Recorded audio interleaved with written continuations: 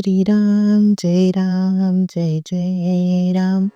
श्री सद्गुरु ब्रह्मचैतन्य गोंदवलेकर महाराजांचे प्रवचन. 12 डिसेंबर. योगाने जे साधते ते नामाने साधते.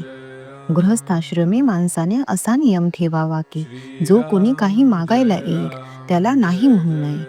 आपल्याजवळ जे असेल त्यामधले थोडे तरी त्याला द्यावे. अन्न द्यायला कधीही मागे पुढे पाहू नये. पैसा देताना मात्र आपली परिस्थिती पाहून आणि त्याचा हेतू पाहून तो मागेल त्याच्यापेक्षा जरा कमीच द्यावे. पण नाही म्हणणे चांगले नाही. भिकाऱ्याला कधीही वेडेवाकडे बोलू नये. आपली नोकरी ही एक प्रकारची भीकच आहे. भिक्षा मागणे हे वैराग्याला कमीपणाचे नाही, पण भिक्षा ही स्वार्थासाठी नसावी. आपले पोट भरल्यानंतर राहिलेल्या अन्नाचा प्रत्येक कण दुसऱ्याला द्यावा. वैराग्याचे तेज कधी लपून राहत नाही. अत्तर वगैरे लावून तेज आणणे निराळे आणि वैराग्याचे तेज निराळे. वैराग्या वाचून सारा परमार्थ लटका आहे. जगाचा स्वभाव कळणे ही ज्ञानाची पहिली पायरी आहे. जे खोटे आहे ते खरे मानणे हे अज्ञान अविद्या होय. खरोखर मनुष्याची पारमार्थिक योग्यता काय आहे हे साध्या माणसाला कळणे शक्य नसते. साधूंनाच अंतरंग समजते. म्हणून तशी दृष्टी आल्याशिवाय आपण कुणालाही नावे ठेवू नयेत.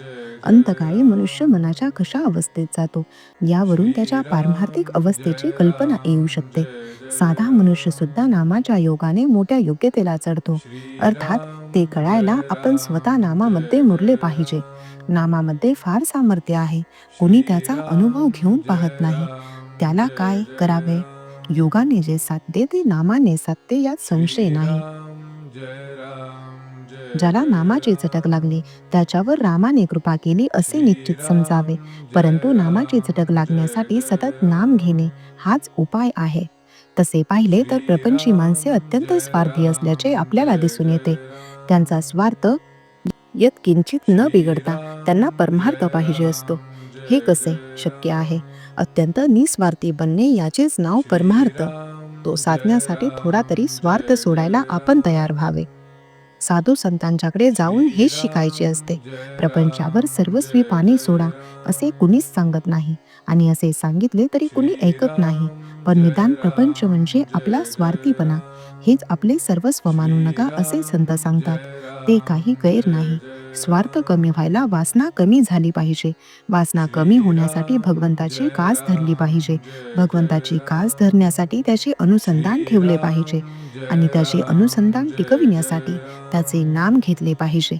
म्हणून तुम्ही नाम घेत जावे. ज्याला नामाचे प्रेम लागले त्याला भगवंताचे दर्शन घडले.